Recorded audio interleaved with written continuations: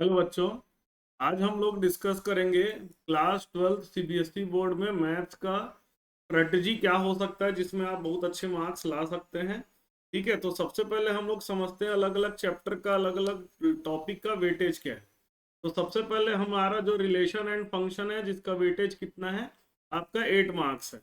दूसरा आपका तो जो है, अगर सेक्शन बात करें तो एलजेब्रा, जिसमें आपका दो टॉपिक आता है, मैट्रिक्स और दूसरा डिटर्मिनेंट। ये आपके 10 मार्क्स के हैं। ठीक है, अगर इसके क्लासिफिकेशन करें तो ये मीडियम रेटिंग में आएगा, और एलजेब्रा जो होता है ये इजी में आता है। तो जो इजी वाला पार्ट है उसको पहले करिएगा। नेक्स्ट हम लोग आते हैं कैलकुलस। इसको दोनों तरीके से कैटेगराइज कर सकते हैं, आपका मीडियम हार्ड और प्लस इजी में भी हम लोग इसको कैटेगराइज कर सकते हैं, क्योंकि ये बहुत बड़ा चैप्टर है। कुछ टॉपिक्स इजी हैं, कुछ टॉपिक्स आपके मीडियम हैं। ठीक है, तो हम लोग उसको ये इंडिविजुअली डिस्कस करेंगे। नेक्स्ट हमारा वेक्टर और 3D है, जिसमें ये काफ़ी स्मॉल सिलेबस है इसका। आराम से आप इसको कवर अप कर सकते हैं। इसीलिए इसका कैटेगराइजेशन अगर मैं करूं तो इजी कैटेगराइजेशन में जाएगा ये। लीनियर प्रोग्रामिंग जो सिर्फ 5 नंबर का है, इसमें सिर्फ एक ही क्वेश्चन आता है, 1 क्वेश्चन ऑफ 5 मार्क्स। ठीक है, तो ये भी आप, क्योंकि आपका एक ही क्वेश्चन आता है तो आप इसको कैटेगराइजेशन इजी में डाल सकते हैं। नेक्स्ट हमारा आता है प्रोबेबिलिटी, जो कि 8 मार्क्स का आता है। ठीक है, एक एक करके हम लोग डिस्कस करते हैं चैप्टर में आपको क्या क्या चीजें पढ़नी है। रिलेशन एंड फंक्शन को अगर हम लोग दो भाग में बांटे, एक भाग हो गया रिलेशन, जिसमें टाइप ऑफ रिलेशन आपको पढ़ना है। और टाइप ऑफ रिलेशन में आपका क्या क्या होता है, एक होता है रिफ्लेक्सिव रिलेशन, दूसरा होता है सिमेट्रिक रिलेशन, और तीसरा होता है आपका ट्रांजिटिव रिलेशन। और जो तीनों होता है इसको हम लोग बोलते हैं इक्विवेलेंस रिलेशन। ठीक है, तो ये सिर्फ इतना ही टॉपिक है टाइप ऑफ रिलेशन में। और दूसरा आपका आता है फंक्शन। तो फंक्शन की भी बात करें तो फंक्शन में, टाइप ऑफ फंक्शन में एक वन वन फंक्शन आता है, दूसरा आपका आता है ऑन टू फंक्शन, और जो दोनों होते हैं इसको हम लोग बोलते हैं बाइजेक्टिव फंक्शन। ठीक है, तो अगर देखें तो ज्यादा नहीं पढ़ना इसमें, आराम से आप तीनों रिलेशन, तीनों चीजों को कर सकते हैं। इसमें भी मैं आपको तरीका बताऊंगा कि अगर आपको कुछ समझ में नहीं आया तो क्या लिख करके आएंगे जिसमें आपको नंबर आपको मिल सकते हैं। ठीक है, आपको 8 मार्क्स का है। इसका कैटेगराइजेशन हम लोग क्या किए थे, मीडियम कैटेगराइजेशन हम लोग इसको किए थे। ठीक है, मीडियम कैटेगराइजेशन हम लोग इसको किए थे। अगर हम लोग बात करें नेक्स्ट चैप्टर की, एलजेब्रा। एलजेब्रा काफी इजी है। एलजेब्रा में आपको दो चीजें पढ़नी है, मैट्रिक्स हो गया और डिटरमिनेंट हो गया। इसको इजी इसलिए बोल रहा हूँ क्योंकि जो कठिन वाला पार्ट था, जो प्रॉपर्टीज ऑफ डिटरमिनेंट वाला पार्ट था, वो आपके इस साल सिलेबस से हट गया। मैट्रिक्स में क्या करना है, addition of matrix, subtraction of matrix, क्या बोलेंगे इसको, इक्वालिटी ऑफ मैट्रिक्स। ठीक है, इक्वालिटी ऑफ मैट्रिक्स अगर हम लोग देख लें, चौथा टाइप ऑफ मैट्रिक्स, और पांचवा आपका आ जाएगा, इसमें क्या आ जाएगा, पांचवा टाइप ऑफ मैट्रिक्स होने के बाद आपका आ जाएगा मैट्रिक्स के प्रॉपर्टीज। ये 5 चीजों को आप आराम से कर सकते हैं, बहुत ही इजी है। और डिटरमिनेंट में आपको आ जाएगा एडजॉइंट निकालना। ठीक है, उसके बाद माइनर निकालना, को फैक्टर निकालना, और क्या आ गया, इनवर्स निकालना, और उसके बाद इक्वेशन सॉल्व कर। ठीक है, ये 5 चीजें आप कर लेंगे, काफी इजी है, आराम से सभी बच्चों को ये बहुत अच्छे समझ में आता है। इसलिए इजी कैटेगराइजेशन में आप 10 नंबर तो आराम से इसमें पा सकते हो, पूरे के पूरे मार्क्स पा सकते हो। कैलकुलस जो होगा ये आपका सबसे लार्जेस्ट हो गया, लार्जेस्ट एंड हाईएस्ट वेटेज। इसका वेटेज क्या है, हाईएस्ट है, और इसका सिलेबस क्या है, लार्जेस्ट है। इसमें टोटली 6 चैप्टर इंक्लूड कर किए गए हैं। एक हो गया आपका continuity and differentiability, continuity and differentiability आ गया एक चैप्टर। ठीक है, जो कि ठीक है, कंटिन्यूटी प्रूव करना काफ़ी आसान होता है, लेकिन कुछ बच्चों को इसमें प्रॉब्लम आती है।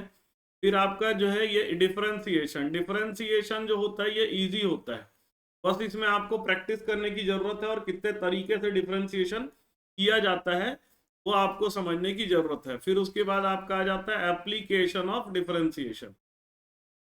ये जो 3 टॉपिक हो गया डिफरेंशिएशन से रिलेटेड आ जाते हैं। फिर अगला आ जाता है आपका इंटीग्रेशन, फिर एप्लीकेशन ऑफ इंटीग्रेशन, और उसके बाद आपका डिफरेंशियल इक्वेशन, ठीक है। अब ये डिफरेंशिएशन के पार्ट को बोलेंगे तो इजी है। एप्लीकेशन में 3 चीजें पढ़नी। एक होता है rate of change of quantity, दूसरा आपका इंक्रीजिंग एंड डिक्रीजिंग फंक्शन। ज्यादातर केस में इसका क्वेश्चन आता है, इंक्रीजिंग डिक्रीजिंग फंक्शन, इसको कर लीजिएगा, इजी है। और तीसरा आता है मैक्सिमा एंड मिनिमा, ठीक है, मैक्सिमा एंड मिनिमा, ठीक है। अगर इंटीग्रेशन में बहुत तरह के इंटीग्रेशन होते हैं, बहुत ही लार्ज चैप्टर है ये, ठीक है। तो इसको शुरू से मत करिएगा, मतलब आप इसमें कंफ्यूज हो जाएंगे। अगर आपको ये कठिन लगता है तो इसको अभी मत करिएगा, जो इजी चीज है उसको पहले करिएगा। डिफरेंशियल इक्वेशन में 1 मार्क क्वेश्चन आता है ऑर्डर एंड डिग्री का, और प्लस इसमें लीनियर डिफरेंशियल इक्वेशन जो होता है वो काफी इजी होता है, इसको भी आप आराम से कर सकते हो।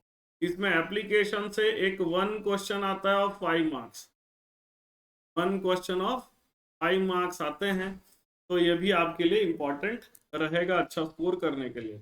वेक्टर एंड 3D ये भी इजी चैप्टर में आ जाता है, क्योंकि इसके कई सारे पार्ट को डिलीट कर दिया गया है। तो वेक्टर के टाइप्स, वेक्टर का अलजेब्रा, ऐड करना, सब्ट्रैक्ट करना, मल्टीप्लिकेशन करना, ये सब करना आप समझिए, सीखिए। फिर उसका प्रोडक्ट जो होता है, 2 तरह का प्रोडक्ट होता है, एक डॉट प्रोडक्ट होता है, एक क्रॉस प्रोडक्ट होता है, ठीक है। डॉट प्रोडक्ट हो गया, क्रॉस प्रोडक्ट हो गया। इसमें एक क्वेश्चन काफी आता है, एरिया निकालने वाला क्वेश्चन आ जाता है, ठीक है, जो क्रॉस प्रोडक्ट से रिलेटेड है। चैप्टर को हम लोग डिस्कस करेंगे तो मैं आपको उस तरह के क्वेश्चन को करवा दूंगा। 3 डायमेंशनल में आपको सिर्फ लाइन, इक्वेशन ऑफ लाइन पढ़ना है, इक्वेशन ऑफ लाइन आपको पढ़ना है, और इससे रिलेटेड क्वेश्चन को बनाना है। प्लेन जो हो गया आपके सिलेबस से डिलीट कर दिया गया है। नेक्स्ट हम लोग आते हैं लीनियर प्रोग्रामिंग। इसमें सिर्फ एक क्वेश्चन आता है, 1 क्वेश्चन ऑफ 5 मार्क्स। तो आप क्या करिए, प्रिपेयर 10 क्वेश्चन, इसके 10 क्वेश्चन आप बना लीजिए। कैसे बनाना है देख लीजिए, 10 क्वेश्चन बनाइए। केस स्टडी वाला तो क्वेश्चन आएगा नहीं, डायरेक्ट क्वेश्चन आएगा, तो कोई भी 10 क्वेश्चन आप आराम से उसको बना लीजिए। एनसीईआरटी बुक के ही क्वेश्चंस को बना लीजिए, क्योंकि आजकल ट्रेंड ये चल रहा है कि एनसीईआरटी बुक से ही क्वेश्चन ज्यादातर दिया जाता है, ठीक है। लास्ट आपका था प्रोबेबिलिटी। प्रोबेबिलिटी में आपका क्या क्या चीजें हैं, एक आपका है कंडीशनल प्रोबेबिलिटी आ जाएगा आपका एक टॉपिक। दूसरा आपका आ जाता है मल्टीप्लिकेशन थ्योरम। प्रोबेबिलिटी में भी बहुत सारी चीजें डिलीट कर दी गई हैं। फिर आपका होता है बेस थ्योरम, ठीक है। जब मैं आपका इसका प्रोबेबिलिटी का लेक्चर वीडियो बना दूंगा तो आपको बेस थ्योरम का क्वेश्चन कैसे आता है उसको मैं बता दूंगा, और फॉर्मूला कैसे लिखना है वो भी बता दूंगा। फिर आपका आता है टोटल प्रोबेबिलिटी। ये 4 चीजें बस है टॉपिक में, आराम से आप 1 घंटा बैठिए, आपका प्रोबेबिलिटी कंप्लीट हो जाएगा विद क्वेश्चन, ठीक है। तो अगर हम स्ट्रेटजी बनाएं तो स्ट्रेटजी में आप पहले अपने जो इजी पार्ट को पहले करिए, इजी पार्ट डू फर्स्ट, समझे। इजी पार्ट को पहले बनाइए ताकि आपके अंदर का कॉन्फिडेंस बढ़े। धीरे धीरे कॉन्फिडेंस बढ़ता है तो कठिन क्वेश्चन भी बनने लगते हैं, लेकिन जब आपका कॉन्फिडेंस लूज रहेगा तो कठिन क्वेश्चन तो छोड़िए, आपका इजी क्वेश्चन जो आप बनाते हो वो भी आप नहीं बना पाएंगे। पहले ध्यान रखिए, जो आपसे बनता है उसको अच्छे से प्रैक्टिस करके उसको क्लियर कर लीजिए, कि जो आपसे बनता है वैसे क्वेश्चन आपके गलत नहीं होने चाहिए, ठीक है। पूरा प्लान करके पढ़ाई करिए, आराम से आपके अच्छे नंबर आ सकते हैं, ठीक है। तो best of luck for your exam, thank you.